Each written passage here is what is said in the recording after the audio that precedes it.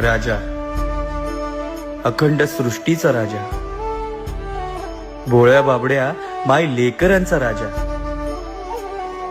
दरवर्षीप्रमाणे आजही परतीच्या प्रवासाला निघाल असणारे. निघून गेला रंग, विरून गेला धागा, व्याकुळ हा जीव माझा. त्याचा दरबार, त्याची शान, त्याचा थाट, त्याच्यासाठी त्याची वेडी लेकरं हे सगळं पाहून भारावून गेल्यासारखं वाटतं ना रे.